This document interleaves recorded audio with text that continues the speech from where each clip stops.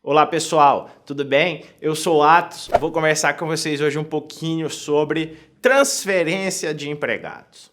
Olha, o empregador pode transferir o seu empregado da empresa, por exemplo. Eu tenho uma empresa aí grande que tem várias filiais ao redor do país. Esse empregador pode transferir o empregado para qualquer outro lugar?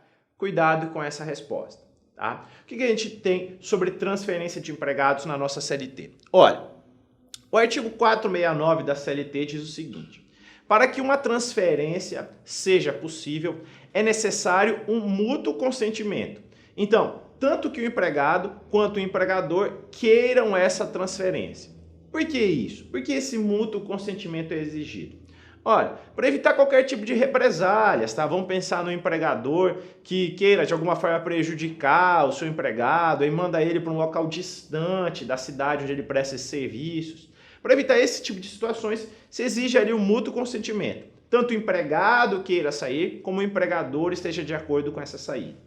Olha, algumas observações importantes. Entre elas, a súmula 43 do TST. O que diz a súmula 43 do TST? A gente só considera transferência se acarretar mudança de domicílio. Por que eu estou fazendo essa observação?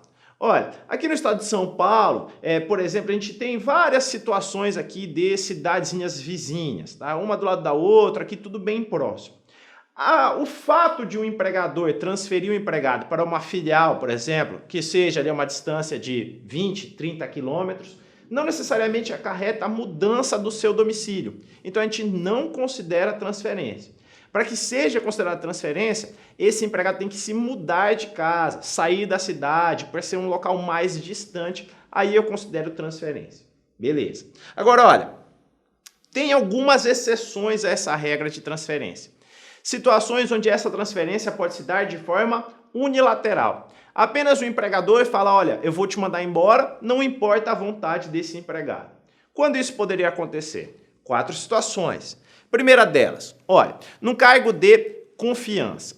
Então, se o cidadão exerce um cargo de confiança, por exemplo, uma função de gerente dentro dessa empresa, ele tem aí a obrigação de ir. O empregador fala, olha, você tem que ir para lá, você já exerce essa função de confiança aqui, já recebe uma gratificação, então ele tem a obrigação de ir. Segunda situação, quando exista uma condição implícita de transferência. São os casos aí, por exemplo, de trabalhadores de circos.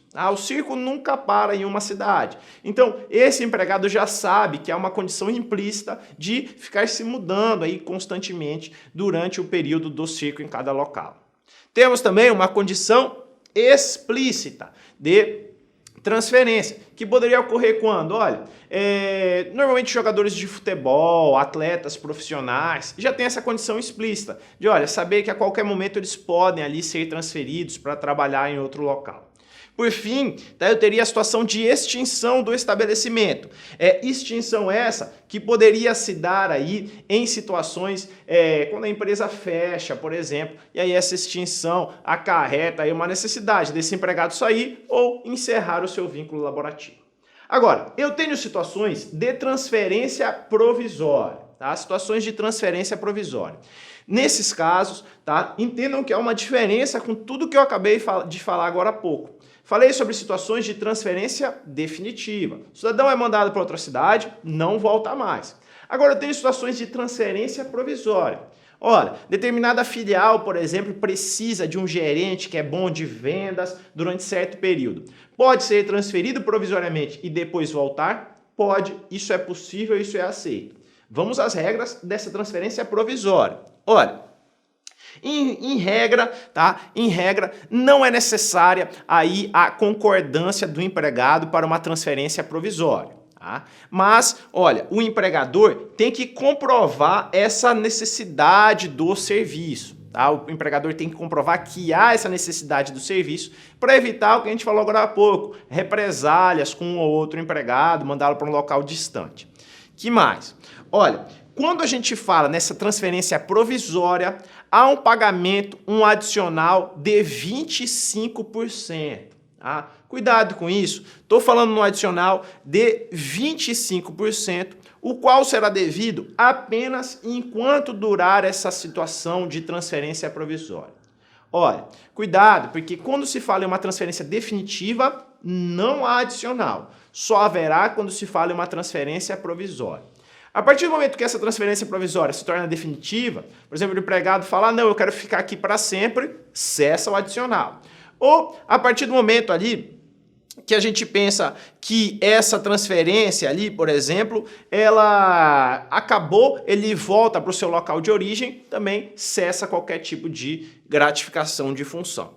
Tá? Lembrando, esse adicional de transferência provisória, de acordo com a OJ 103 do TST, é devida mesmo para os cargos de confiança, seja lá um gerente da empresa, e há o artigo 470 da CLT, que diz que as despesas dessa mudança correm por conta do empregador. Tá? Então, o que ele tiver que gastar para ir, para voltar, o que ele gastar lá de alimentação, hospedagem, etc., também corre por conta do empregador. Cuidado com a diferença entre a transferência definitiva e a transferência provisória. Só esta segunda terá o adicional de 25%. Tudo bem, pessoal? Fico por aqui, um abraço e até a próxima.